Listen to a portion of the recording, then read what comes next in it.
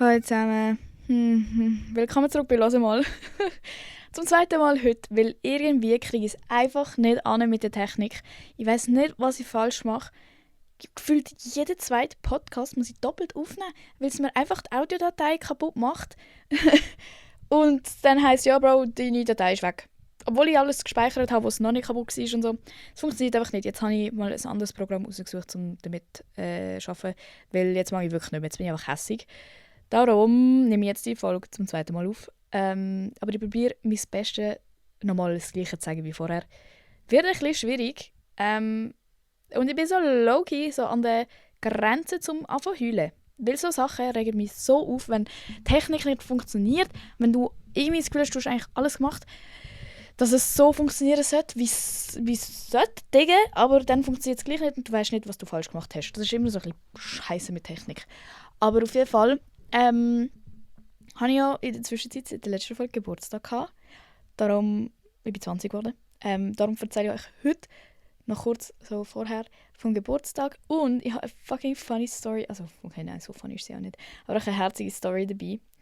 Und zwar von jemandem, der mir oft geschrieben hat, wegen dem Podcast. Und zwar, dass er mit seiner besten Kollegin immer nachher mega lang über den Podcast reden kann und dass es voll cool ist, weil es so Gesprächsstoff bietet und so. Und dass ich doch so weitermachen soll und so. So, halt mehr so auf diese Ebene. Und plötzlich ist dann gekommen. Die Nachricht ladet nicht, aber so jetzt. Also, hey Emma. Ich habe dir ja erst gerade schon mal eine Message geschrieben, von wegen, dass eine gute Kollegin und ich deinen Podcast zusammen gehört haben. Nachher wegen tiefgründigen Gesprächen, nachher hat es tiefgründige Gespräche gegeben wegen dem und so weiter. Ein Punkt war ja unter anderem, dass Frauen den ersten Schritt machen könnten. Wir kennen uns jetzt schon seit wir 8 sind und wir machen seit 3 Jahren jetzt die gleiche Lehre am genau gleichen Ort zusammen. In diesen fast 10 Jahren haben wir beide halt immer so wieder so leichte Andeutungen und so gemacht, aber wir haben halt auch nicht unsere lange Freundschaft kaputt machen wollen. Anyways, gestern Abend hat sie, nachdem sie noch viel nachgedacht hat nach dem Podcast und unseren ganzen Gespräch, einfach ausgepackt und gesagt, was läuft. Ich dann schlussendlich auch. Und jetzt sind wir nach 10 Jahren ein Pärchen. Und das alles nur wegen dem Podcast. Keine Ahnung, ob die das interessiert, aber wir zwei finden es eine lustige Story auf jeden Fall. Nach so einer 8-jährigen Freundschaft, nachher noch 2 Jahre F+, juicy, hat «Hör mal» uns jetzt ganz zusammengeschweißt. Alte Leute, das ist ja so legendär, Digga. Es ist einfach jemand zusammengekommen. Wegen mir, wegen diesem Podcast. Jetzt hat sich's... Sorry, ich muss kurz mein Red Bull holen. Das wird jetzt Geräusch machen. Ich bin keine gute Podcasterin, Digga. Aber... Digga, das... Sorry, ich muss aufhören, Digga sagen. Fuck, meine Digga-Obsession ist wieder zurück. Nein, es ist wirklich crazy. Und jetzt verschwindet noch das Licht draussen. Alle! Egal, es schaut niemand mit Video, hoffe ich. Nein, ich finde es so krass. Und überlegt euch mal, wie oft sich das wahrscheinlich beide schon überlegen haben müssen, wenn sie seit 10 Jahren befreundet sind und fix mindestens 3 Jahre schon so einen kleinen Crush aufeinander haben. He? Also einmal Applaus für die zwei, an die Freundin von dir, die sich getraut hat, den ersten Move zu machen, obwohl sie eine Frau ist. Cool. Das bedeutet, meine Advice-Sachen sind actually gut zum Teil. God damn, schade. Ja, das war alles zu dieser Geschichte. Kommen wir zu meinem Geburtstag. Ich habe ja so ein fettes Video darüber gemacht, dass ich so keinen Bock habe auf meinen Geburtstag und Geburtstag hasse und nie weiss, was ich machen soll und immer überfordert bin. Und bei mir auf jeden Fall ist es so, schlussendlich, am Schluss vom Geburtstag bin ich halt immer so hure überfordert und fange an zu heulen und so, weil, keine Ahnung, einfach seit ich Kind bin, heule ich an meinem Geburtstag, weil es einfach so, es ist so viel Druck und so viel Erwartung und jeder will etwas von dir und du musst 100 Leute antworten und keine Ahnung. Auf jeden Fall war es der erste Geburtstag, wo ich am Tag nicht gekühlt habe. Ich habe dann am Abend gekühlt. Meine Mami weiss das nicht, meine Mami hört den Podcast, sorry Mama, gewisse Sachen musst du auch nicht wissen. Ja, einfach keine Ahnung, eigentlich ein bisschen deep. Aber vielleicht hilft es ja jemandem, wenn ich das so erzähle. Es ist für mich immer so am Geburtstag, also so der Rest des Jahres, außer an Weihnachten ist auch ein bisschen sad. Aber ich meine so, sonst bin ich voll fein damit, dass zum Beispiel jetzt meine Eltern geschieden sind und so, meine ganze Familie ist so ein bisschen zerstreut, oder? Es ist nicht so, dass wir, also es fühlt sich gar nicht an, als hätte ich so eine ganze Familie, sondern ich bin halt einfach so mit meiner Mami vor allem. Und der Rest des Jahres ist es voll okay und so und bla bla, juckt mich nicht. Aber so am Geburtstag und an Weihnachten, aber jetzt spezifisch am Geburtstag, habe ich das Gefühl, es ist wie so ein Schlag in die Fresse, wo dir so gefühlt so ein Spiegel vor die Fresse gehabt wird und einfach so im Spiegel steht, haha, du Opfer, siehst, deine Familie ist nicht zusammen, an deinem Geburtstag ist auch nicht deine ganze Familie mit dir zusammen. Aber wisst ihr, was ich meine? So, es kommt dann einfach so plötzlich die Realisation so, okay, es ist jetzt zwar schon jahrelang so und eigentlich habe ich es auch akzeptiert, aber in so einem Moment ist es so, ich wünsche mir gleich irgendwie, dass es nicht so wäre und wird dann mega schnell traurig und dann kommt so alles und dann bin ich so, ja, nein, und dann bin ich so in meinem Hirn am so spiralen und es geht eigentlich gar nicht mehr darum, dass ich irgendwie wegen meinem Geburtstag traurig bin, sondern ich bin einfach allgemein dann plötzlich traurig. Ja, das ist auch wieder passiert. Aber vielleicht geht es dir ja auch so und vielleicht fühlst du dich jetzt ein bisschen weniger allein, wenn du weißt, dass es mir auch so geht. Jedes fucking Jahr. Ja. Aber ja, das ist so das. Habe ich schon gesagt, dass ich im Europapark war? Keine Ahnung, ich war im Europapark. Die beste Entscheidung ever in meinem ganzen Leben. Leute fragen so, was machst du am Geburtstag? Bist du so im Europapark? Sind sie so, wow, geil. Weißt du, niemand sagt so, was, du gehst in den Europapark? Alle instant gerade so verliebt. So, oh ja, ich könnte auch wieder mal in den Europapark. Was ich aber gemerkt habe im Europapark selber, ist, dass man als Kind viel mehr hyped war auf den Europapark. What the fuck? Wir waren am 9:30 oder so dort. Gewesen. Und am 1 musste ich legit eine Nap machen, weil es so anstrengend war, so rumlaufen und so. Und als Kind bist du doch so hyped gewesen, dass du nicht mal eine Pause gemacht hast zum Essen, weil du einfach unbedingt alles hast sehen und auf jede Bahn und so. Ich bin jetzt endgültig alt, Bro. Und auch so dass ich jetzt 20 geworden bin, hat mir schon so ein bisschen so eine Crisis bereitet, weil, Bro, jetzt kommt so das Alter, wo du so musst wirklich langsam so das Leben im Griff haben. Schon nicht so ganz, aber so jetzt ist es zum Beispiel ein bisschen awkward, wenn ich so sage, Bro, ich weiss nicht, wie man Steuern macht. Weil es ist so, du bist 20 und weißt immer noch nicht, wie man Steuern macht. So vorher, mit 19 kannst du so Sachen noch bringen. So stell dir vor, also ich tue meine Kleider schon seit ich 16 bin selber waschen, nur so fürs Protokoll. Stell dir vor, ich könnte nicht Kleider waschen, es wäre hure peinlich jetzt mit 20. Sorry, falls du... ich habe gerade meine Kamera keine Akku mehr. Sorry, falls du 20 bist und immer noch nicht Kleider waschen kannst. Das ist genau das, was ich meine. Jetzt ist es nämlich ein bisschen komisch. Und jetzt müssen wir plötzlich alles können. Und ich will gar nicht alles können. Also, kurz einen Schluck von meinem Red Bull Grün genommen. Ja, das ist so ein bisschen alles, was ich zu diesem Thema zu melden habe. Jetzt sage ich euch, um was es heute geht. Das wisst ihr, habe ich ja noch gar nicht angekündigt, Digga. Fuck nicht, Digga. Heute geht es so ein bisschen in Ehre von diesem Geburtstagsthema und so, geht es so darum, was ich bis jetzt für so, fast so, ich weiß auch nicht, so Life-Lessons gelernt habe. Also was wirklich mir so ein bisschen geblieben ist von allem, was ich erlebt habe und so. So, es ist natürlich nicht alles und es sind auch nicht, also es sind jetzt einfach so die Sachen, die mir vor allem in den Sinn gekommen sind. Okay, ich würde sagen, ich fange einfach mal an mit meinen Punkten. Sie überschneiden sich ein bisschen und so, aber ich glaube, am Schluss sind wir alle ein bisschen gescheiter von dem. Vielleicht. Also die erste Sache ist, dass deine Meinung wichtig ist. Und das kommt eben von mir so als Schnuddergolf, wo ich mich wirklich gar nicht getraut habe, für mich selber gerade zu stehen und so und immer alles einfach nur so über mich hergehen lassen habe und so. Das ist so an das angelehnt, finde ich so, ja, es ist mega wichtig, dass du überhaupt eine Meinung hast und dass du sie auch äußerst.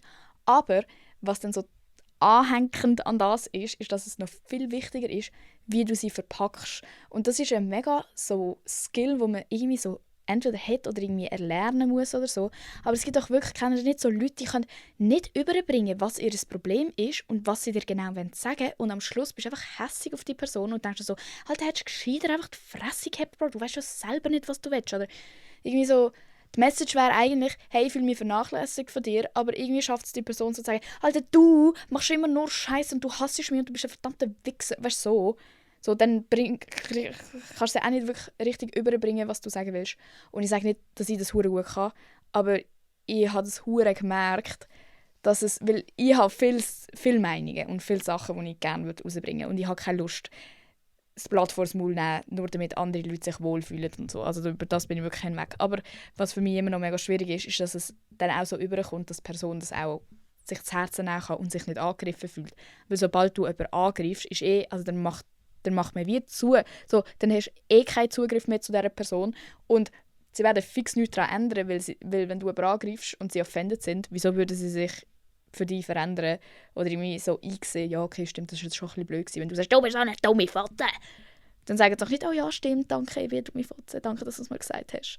Aber wenn du sagst, hey, schau, in letzter Zeit, ich weiss nicht, ob das nur ich bin oder ob es dir vielleicht auch aufgefallen ist, wenn du mal so ein bisschen überlegst, aber ich habe das Gefühl, irgendwie ist der Vibe ein bisschen komisch und dass es in letzter Zeit irgendwie so mehr so eine feindselige Stimmung ist und ich habe einfach fragen, habe ich etwas gemacht oder gibt es irgendwie etwas, wo du darüber reden willst, oder weil für mich stimmt das so nicht, wie es gerade im Moment ist. Dann kann die Person viel eher irgendwie einen Zugriff finden und so sagen sie, ja, okay, ja, überleg's mir mal noch, oder ja, stimmt, sorry, danke vielmals, dass du mir gesagt hast, ich will nicht, dass es so zwischen uns ist, oder so. Außer es ist halt jemand, der überhaupt wirklich keine Fähigkeit besitzt, zu reflektieren, aber so das ist wirklich, und das ist auch etwas, was für mich sehr schwierig ist. Eben, ich sage nicht, dass ich die Sachen wirklich beherrsche, sondern ich sage, das sind Sachen, die mir aufgefallen sind, dass sie wichtig sind. Okay? Gut. Dann, das nächste, ein sehr grosser Punkt. Nicht alle Menschen in deinem Leben werden es so gut mit dir meinen, wie du es mit ihnen meinst. Und das ist fucking scheiße. Und jedes Mal fühlt man sich so verarscht, wenn man merkt, Bro, ich würde alles für dich machen und du würdest nicht einmal für mich warten, bis ich meine Schuhe gebunden habe, bevor du weiterläufst. Du dumme Sau. Wisst ihr, was ich meine? So. Aber es ist okay und man muss aufhören, so viele Erwartungen an andere Leute zu haben. Nur weil du so nett bist und nur weil du alles machst, kannst du nicht im Inneren erwarten, dass eine Person das auch für dich macht. Weil sobald du so viele Erwartungen hast, wirst du immer enttäuscht. Vor allem, wenn du so bist, wie ich zum Beispiel, dass du dir denkst, ja, ich hätte das fix für dich gemacht und so. So, wenn du jemand bist, der sehr viel von dir gibt, macht es umso mehr weh, wenn es dann nachher andere nicht machen. Aber darum, so, du musst dir denken, du machst die Sachen gerne, weil du selber nett bist und weil du einfach gerne selber so wärst. Aber du kannst nicht im Gegenzug erwarten, dass jede andere Person auch so Opfer bringt wie du und auch einfach so viel Rücksicht nimmt und hilfsbereit ist und bla bla bla. Nein, das funktioniert nicht. Und je früher man das realisiert, desto früher kann man entweder sagen, gut, ich will nur mit so Leuten chillen, die auch so sind wie ich, oder einfach akzeptieren, dass man nicht gleich viel zurückbekommt, wie man gibt. Und entweder das ist okay für dich, oder du fährst halt an, auch ein bisschen weniger geben und ein bisschen vorsichtiger sein. Aber das ist etwas, das habe ich verdammt lange nicht gecheckt. Und ich bin auch heute noch zum Teil so mega offended, wenn ich so denke, so, Bro, eben, so wie das Beispiel mir gebracht, so verdammt dumm, weißt du, so mit dem Schuh binden. So, oder jemand, wo dir, zum Beispiel in der Schule oder so, du schreibst deinen Kollegen, die haben irgendwie eine andere Lektion gehabt, und so fragst so, hey, wo sind ihr? Die antworten nicht und denken nicht daran, dir Bescheid zu geben, so, hey, wir sind im Fall in den Coop gegangen oder so. Und für die wäre es selbstverständlich, ihnen Bescheid zu geben. So kleine Sachen sind schon irgendwie verletzend oder so, aber dann merkst du auch einfach, dass du vielleicht mit den falschen Leuten chillst. Oder dass deine Erwartungen zu hoch sind. Eins von beidem. Und passend zum Thema, der nächste Punkt, von wegen Meinung haben und so. Alter, amigs ist einfach besser die Fresse heben. Ich bin schon so oft drunter gekommen, weil ich eben genau die Fresse nicht heben kann. Und alle anderen aber die Fresse gehabt haben. Und dann ich quasi für 12 Leute eine Meinung hatte. Und alle die 12 Leute haben quasi hinter geschlossenen Türen die genau gleiche Meinung wie ich, aber ich bin die Einzige, die sich traut hat, etwas zu sagen und bin nachher aber 4 Jahre lang in der Schule ein Hurensohn für die Lehrer gewesen. Wisst ihr, was ich meine? So, amigs musst du dir überlegen, lohnt sich jetzt das, da meine Fresse zu öffnen, und dafür habe ich nachher wirklich monatelang einen Pain, oder alle Leute haben so ein Bild von mir und ich werde dadurch auch schlechter behandelt und so weiter und so fort. Es geht ja nicht primär darum, dass Leute dich nicht gerne haben, das ist ja nicht so wichtig. Aber wenn es dann nachher wirklich Nachteile für dich hat, zum Beispiel was Noten anbelangt, was irgendwie Respekt anbelangt, was deinen Ruf anbelangt, sind ja alles Sachen, wo man eigentlich schon gerne hat, dass das irgendwie sauber bleibt und so. Und das ist für mich auch so schwierig. Oder auch, weißt, wenn so, eben so wie ich bist und mega viel stört dich. Und du würdest eigentlich am liebsten jedes einzelne kleine Ding sagen, so, hey, im Fall, das ist für mich nicht in Ordnung. Aber es gibt auch so Sachen, wo, wenn du 2 Stunden kurz würdest einfach die Fresse haben und nichts sagen und nicht anficken, fändest du es in 2 Stunden gar nicht mehr so schlimm. Und wenn du hättest dir so viel Pain erspart und so eine riesige Diskussion und bla bla bla, wenn du einfach mal kurz bleibst, ja, ist es jetzt wirklich so schlimm oder bin ich einfach extrem sensibel auf so Sachen. Und das heisst nicht, dass es nicht valid ist, dass man sensibel ist und die Sache halt schlimm findet, aber am Schluss findest du ja die Auseinandersetzung irgendwie noch schlimmer und vielleicht Konsequenzen davon sind noch scheissiger. Und dann einfach mal innehalten und einfach kurz die Fresse haben. Genau gleich wie mit Gossip. Oder von dir selber Sachen erzählen. Überleg gescheiter noch 2 Tage mehr, ob du das dieser Person erzählen willst oder nicht. Und dann merkst du wahrscheinlich ziemlich schnell, okay, nein, ist eigentlich unnötig.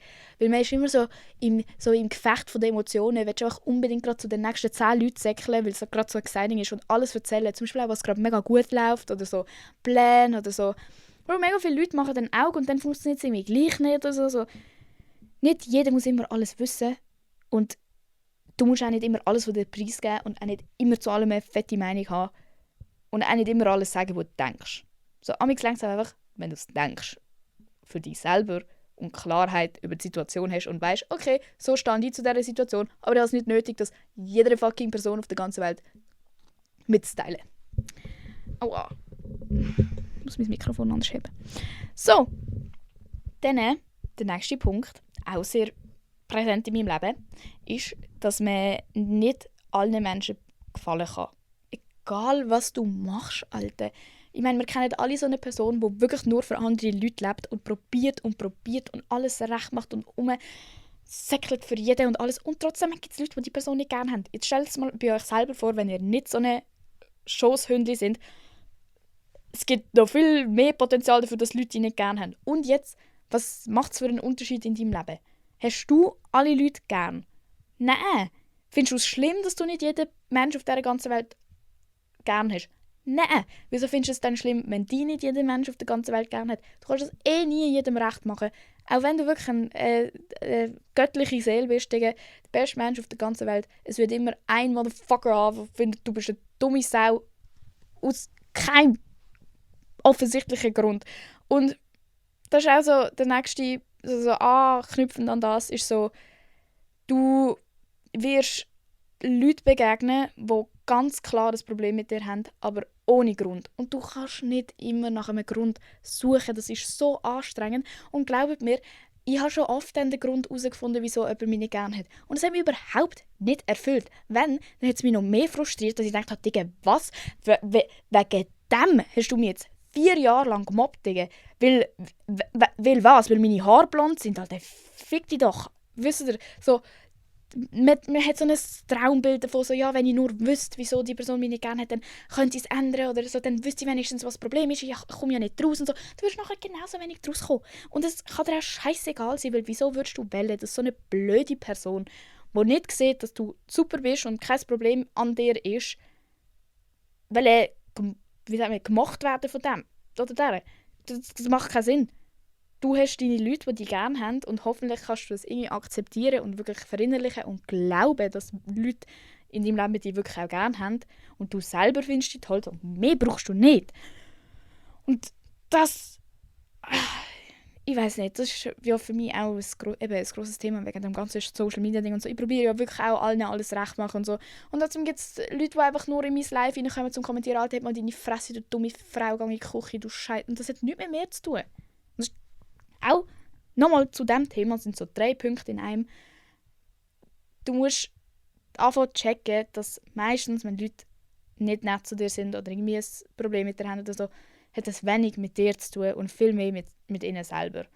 Zum Beispiel, wir kennen das alle, es gibt so die eine Person, wo wir einfach irgendwie eifersüchtig drauf sind. Es kann sein, dass dein Freund mal ein bisschen Crush auf sie hatte und du hast das mitbekommen. Oder die Person ist viel besser in deinem Lieblingsfach und du kriegst es einfach nicht an, besser sein als die Person. Oder die Person hat einen mega schönen Insta-Feed. Nur weißt, so kleine Sachen, die einfach so irgendwie in deine Meinung von dieser Person reinfließen. Und es sind eigentlich gute Qualität. Also weißt du, so, okay, wenn er einen Crush auf sie hat, heisst das ja, sie ist zum Beispiel mega toll oder mega hübsch oder so. Das sind ja gute Qualitäten. Aber weil man selber unsicher ist, projiziert man das auf die Person und sieht nur alles, was man selber nicht hat. Und obviously hast du die Person dann nachher nicht gern. Und die Person hat dir nichts gemacht, du hast noch nie mit dieser Person geredet, aber du bist trotzdem so, nein, irgendwie die ist mir unsympathisch. Nein, Bro, du bist einfach eifersüchtig auf die Person, zum Beispiel. Und genau so ist es mit Leuten, die aus irgendeinem Grund nicht gerne haben, ohne die wirklich zu kennen. Okay, wenn du eine scheiß Auseinandersetzung mit dieser Person mal hast oder so, dann ist es ja berechtigt, wenn die dann sagt, ja, nein, die Emma ist mir unsympathisch, die mal fett frech zu mir da oder so. Wenn du nichts gemacht hast, best believe, es hat nichts mit dir zu tun, die Person, du musst einfach Mitleid haben mit dieser Person, weil wahrscheinlich geht es ihr nicht so gut oder sie ist noch nicht so weit oder irgendetwas und es darf dich nicht berühren, weil du stehst wie über dem. Du hast nichts mit dem zu tun, mit Leuten zu tun, die so insecure sind, dass sie dich nicht gerne haben, nur weil du ein toller Mensch bist. Und das nicht akzeptieren wollen. So. Danke fürs Zuhören. Ich fühle mich gerade, als hätte ich einen fetten TED-Talk gehalten über die 3 Punkte. Gut. Dann etwas, was mir vor allem so im letzten Jahr aufgefallen ist, dass nie alles nach Plan laufen wird im Leben. Und das ist ja so etwas, das weiss man rational. Man weiss, ja, okay, ich kann mein Leben nicht durchplanen und irgendwie, ja, ich weiss halt nicht, wie es kommen wird. Aber mir ist das noch nie so hart aufgefallen, wie jetzt, wo halt das ganze Social-Media-Ding läuft und mein Studium mir irgendwie nicht so gefällt und ich nicht weiss, ob ich überhaupt das irgendwie etwas finde, was so akademisch, also so in der akademischen Richtung so völlig zu mir passt. Und was könnte ich denn machen anstatt das? Aber amigs musst du auch einfach abwarten und ein bisschen schauen, was auf dich zukommt. Und es wird dann schon irgendwann etwas kommen. So für mich war mega lang eben so das Thema, hey, irgendwie habe ich nichts, was mir so wirklich gefällt, was ich mir vorstellen kann, das über eine längere Zeit zu machen und Freude daran zu haben. Und dann ist das ganze Social Media gekommen. Und plötzlich habe ich so meine eigene Sache, die nur für mich ist, wo ich mega Freude daran habe und wo mir niemand wegnehmen kann in dem Sinn, wo ich für mich habe. Und ich glaube, es ist mega wichtig, etwas für sich selber. Das machen wir einen spontanen Zwischenpunkt. Das habe ich mir nicht aufgeschrieben. Aber was mir mehr auffällt denn je, ist, dass es so wichtig ist, dein eigenes Hobby zu haben, das nicht mit deinen Kollegen zu tun hat, wo du nicht abhängig bist von, keine Ahnung, deinem Freund, der mitkommt, oder deiner Mutter oder so. Einfach etwas für dich selber, wo du immer hast, egal wer sich von dir verpisst, egal wie scheiße das Leben wird, egal wie fest sich deine ganzen anderen Lebensumstände verändern. Du hast irgendetwas, das dir Freude macht und wo dir Spass macht und wo dich ablenkt vom ganzen restlichen Stress vom Leben. Das kann sein, lesen oder Film schauen oder joggen oder mit Hunden spazieren. Also das muss nicht crazy sein. So, meins ist jetzt ein bisschen crazy mit ja, chill, mach einfach mal kurz auf Influencer. So. Aber wisst ihr, was ich meine? Oder irgendwie Videos filmen und zusammenschneiden, aber man muss es ja nirgends posten oder so. So einfach etwas, was dir Spass macht, das ist hure wichtig. Und ich wünsche euch allen, dass ihr irgendwie so etwas habt oder findet. Und eben so, wieder so zurück zum Lebensplan, so, wenn man das noch nicht hat, das kommt schon irgendwann. So, wenn du jetzt denkst, oh mein Gott, Alter, ich habe ja gar nicht so und die Lebenskrise schiebst, keine Angst, es kommt schon noch. Oder vielleicht hast du es sogar schon gefunden und checkst einfach noch nicht, dass es so wirklich das ist oder so. Aber ja, was einfach noch so zu dem Punkt so, ja, nicht alles wird nach Plan laufen und so. Es ist amigs schwierig zu akzeptieren, dass etwas nicht so kommt, wie man es sich jahrelang vorgestellt hat. Und man stellt sich dann immer so vor, ja, okay, aber das heisst, jetzt ist einfach alles scheiße, wenn das nicht funktioniert. Aber es kommt so oft, und das kenne ich auch bei allen meinen Friends und so, es kommt so oft viel besser, als du es dir hättest vorstellen können mit deinem Plan, den du dir im Kopf gemacht hast. Es kommen so viele Sachen auf dich zu, die du dir nie im Leben hättest erträumen können, weil du gar nicht darauf kommst, dass das ja eine Möglichkeit ist. Und ich glaube, es ist wichtig, dass man einfach offen bleibt zu dem. Und wenn man mal so eine Phase hat, einfach sich selber so ein bisschen einreden, so, ja, aber es kommt schon noch besser. Und für mich ist bis jetzt immer, wenn ich denke, so, Bro, jetzt ist wirklich fertig, jetzt ist einfach alles scheiße. In einem Jahr ist immer alles 1000-mal besser. Und nachher, ein Jahr später, nochmal und nochmal und nochmal. So, man denkt immer so, ja, okay, das ganze Leben ist scheiße und ja, scheiße, ich bin einfach nichts im Griff und so. Und dann bist du ein Jahr weiter und schaust so zurück und denkst so, Alter, ich bin verdammt weit gekommen. Und das ist schwierig, sich zu eingestehen, weil es ist irgendwie ein bisschen komisch, so zu dem zu stehen. So. Aber wenn du jetzt mal zurückdenkst, an vor einem Jahr, und wirklich ehrlich zu dir selber bist, dann glaube ich, können die allermeisten Leute wirklich sagen, ja, stimmt, ich habe einen Fortschritt gemacht. Ich habe das und das und das anbekommen. Oder nur schon zum Beispiel zwischenmenschlich, wow, mit der bin ich viel besser befreundet als vor mir. Es gibt immer irgendwo irgendetwas, wo man sich verbessert hat. Und das ist mega cool, irgendwie, wenn man sich das wirklich vor Augen halten kann und sich das auch zutraut und so ein bisschen Vertrauen in sich selber hat, dass auch wenn jetzt zum Beispiel alles scheiße ist, okay, ja, wahrscheinlich in einem Jahr ist das alles nicht mehr so relevant. Und in einem Jahr habe ich zwar andere Probleme, aber in einem Jahr ist das alles auch weg. So ein bisschen sich selber können retten aus diesen Situationen, anstatt so umsuchen und schauen, wer könnte mich jetzt retten, wer ist meine nächste Ablenkung für den Pain, den ich gerade habe, zum Beispiel. Ja, der nächste Punkt, das ist vor allem angelehnt an den Tod von der Nasira. Ist etwas so, ich habe es mega blöd formuliert, als ich es aufgeschrieben habe. Aber so, ich glaube, was ich gelernt habe, ist, dass es wichtig ist, auch schöne Momente gehen lassen, und aus diesen Momenten, auch wenn sie gehen müssen und wenn so eine Phase oder ein Lebensabschnitt oder so beendet ist, immer noch können sagen, aber es war eine schöne Zeit gewesen. Wie zum Beispiel, wenn du mit deinem Freund Schluss machst und man hat ja dann immer so nachher so das Ding, entweder man ist so, wow, er war der Beste gewesen und wieso haben wir überhaupt Schluss gemacht, oder man ist dann im Nachhinein so, ja, der war eigentlich ein riesiger Arschloch gewesen, keine Ahnung, wieso ich mit dem zusammen war. Fair, meistens ist das wirklich so ein Punkt, wo man so what the fuck, wieso sind wir zusammen gewesen? Aber andererseits ist es doch auch schön, so zu sagen, ja, okay, es hat nicht gepasst und bla bla, aber ich habe viel davon gelernt und ich weiß jetzt dafür, was mir nicht gefällt und wir haben es ja gleich lustig miteinander gehabt, sonst wären wir ja gar nicht zusammen gewesen. So, immer das Hure so im Nachhinein schlecht reden, das regt mich so auf und ich mache das selber auch. Und das habe ich so von der Nasira so ein bisschen, ich habe so mit meiner einen Kollegin, die Ausrass hat, so Musik, wo die Nasira gestorben ist, so geschrieben und habe so gesagt, Alter, es geht einfach nicht in meinen Kopf rein, wieso das so schnell gegangen ist. Und das hat einfach jetzt noch nicht sein sollen. Und es ist schnell gegangen und es ist alles scheiße und so, ich kann das jetzt nicht akzeptieren, dass sie jetzt einfach weg ist. So, ich habe damit gerechnet, dass die fucking alt wird und ich dann schon fucking alt bin und sie dann von mir aus stirbt, aber nicht jetzt so random. Dann hat meine Kollegin gesagt, ja, das stimmt, es ist blöd, dass sie jetzt weg ist. Aber wieso denkst du so fest an das? Du kannst es eh nicht ändern. Und es ist doch einfach mega schön, dass du die Zeit mit ihr dürfen haben und haben es so gut gehabt miteinander und so eine Connection gehabt. Und du musst jetzt einfach die Momente so in deinem Kopf haben. Und ich finde, das ist eine mega schöne Vorstellung, so, solange du die Gefühle zulässt und dir auch selber erlaubst, noch an so Sachen zu denken. Mega oft ist man ja so, ja nein, ich darf jetzt nicht mehr traurig sein, jetzt ist es schon zu lang her, jetzt ist es komisch, wenn ich noch traurig bin. Komm, ich denke einfach nicht dran. Denn jedes Mal, wenn du daran denkst, lenkst du dich sofort ab mit irgendetwas oder gehst irgendwie ans Handy, keine Ahnung, was man macht.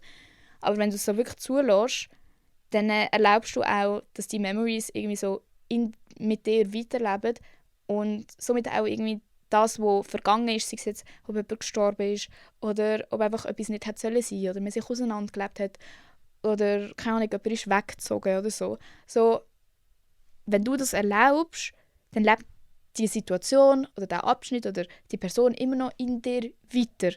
Und du musst es ja nicht völlig abkapseln von dir. Es ist alles ein Teil von dir, was du jemals erlebt hast. Und alles ist eine Erfahrung und alles ist ein Lernen. Und ja, das ist einfach so, ich will nicht mehr selber so alles immer im Nachhinein so, ja, okay, es war eh nicht so toll gewesen oder so. Es ist ja viel cooler zu sagen, ja, es war eine schöne Zeit gewesen, Punkt. Wir haben uns auseinandergelebt, aber es war cool gewesen, Punkt. Jetzt bin ich ready für neue Erfahrungen und neue Menschen. Und die bringen hoffentlich auch eine schöne Zeit mit sich. Wisst ihr, was ich meine? Es geht natürlich jetzt nicht für völlig schreckliche Erfahrungen, wo jemand ein verdammter, wirklich schlimmer Mensch zu dir war. Aber auch dann lernst du etwas und wirst stärker daraus, auch wenn du es nicht verdient hättest. Also verdient hättest, dass dir so etwas Schlimmes passiert ist. Oh mein Gott, okay. Eine richtige Hard Pill to swallow für mich, Alter. Ich habe immer so das, ich denke mir so oft und ich werde immer so frustriert über das, dass ich mir so denke, wieso werden wir alle in so unterschiedliche Lebensbedingungen hineingeboren und ich kann nichts daran ändern, in was ich hineingeboren bin. Und irgend so ein dummes Sieg, der nicht mal nett ist und so, weißt, so quasi nicht einmal verdient hat, wird in so ein geiles Leben hinein katapultiert und hat so tolle Eltern und eine ganze Familie, die noch zusammen ist und jeden Sonntag geht man zusammen irgendwo hin und so. Und ich sehe einfach nur so das, eben, was ich selber nicht habe, zum Beispiel jetzt so familiär bedingt. Und denke mir so, ja okay, aber dann ist ja kein Wunder, hat er so ein gutes Leben und kriegt alles in den Griff. Und ich halt nicht, weil mir sind die Umstände gar nicht gegeben worden, weißt? Ich habe gar keine Chance und dann kann ich ja gerade so einfach aufhören probieren und es lohnt sich ja eh nicht, wenn alle anderen alles in den Arsch geschoben bekommen und ich muss es mir hart erarbeiten. So ein bisschen der, so der trotzige, so, naja, dann lasse ich es halt einfach sein. Das ist einfach aufgeben.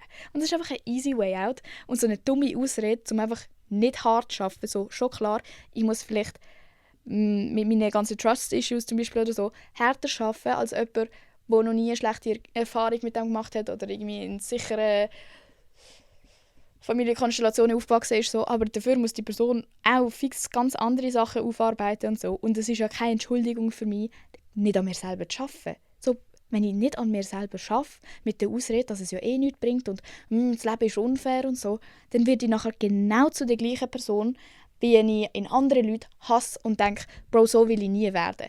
Wenn ich nicht an mir selber arbeite, werde ich genau so eine bittere Karen, Alter, wo ich mir denke, Bro, was hast du dein ganze Leben lang gemacht? Und ich glaube, wenn man das zu lange vernachlässigt, geht es hure schnell und plötzlich ist man alt und denkt sich so, wieso habe ich nicht früher angefangen, ein bisschen mehr Mühe gegeben, mich selber zu verbessern.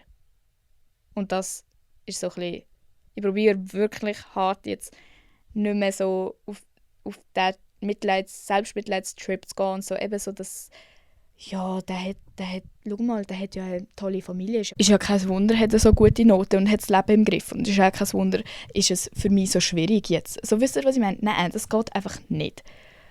Meine Kamera hat jetzt dann keinen Akku mehr. Der letzte Punkt wäre eigentlich gewesen, vieles hat wirklich nichts mit dir zu tun, sondern mit den eigenen Problemen von Leuten. Aber das habe ich ja eigentlich auch schon erwähnt. Ja, okay, in dem Fall sind wir jetzt durch schon mit meinen Punkten. Das passt ja super mit meinem sterbenden Akku.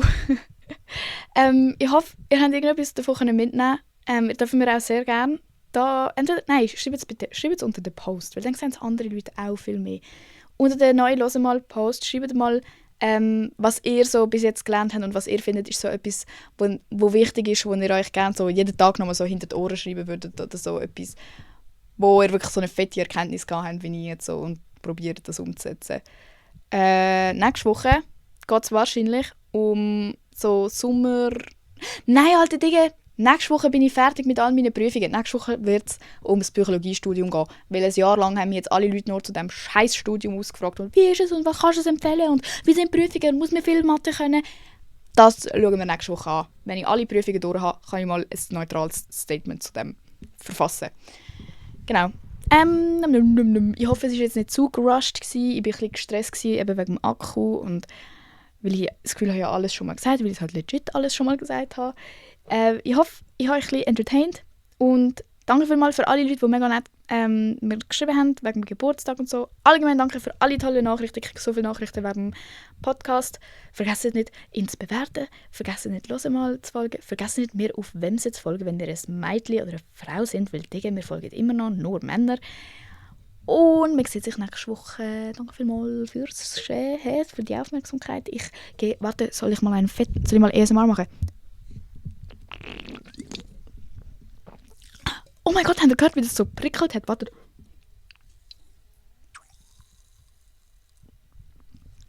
Krass. Der Flavio und ich haben einen Migros-Werbedreh gehabt. Das ist, glaube ich, noch nicht draussen. Oh, vielleicht. Nein, ist noch nicht draussen. Ich habe so aus einer Dose getrunken und der Flavio schmatzt so hure Dinge. Und ich habe so lautlos getrunken. Das war jetzt wirklich grusig, wie ich das gemacht habe. Das habe ich extra gemacht. Sorry.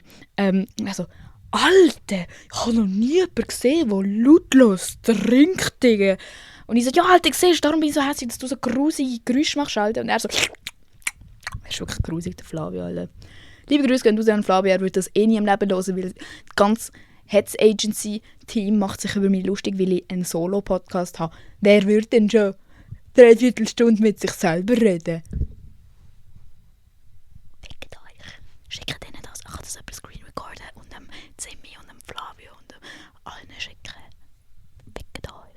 Mein Podcast ist cooler als eure, weil ihr habt gar keinen selber. Tschüss.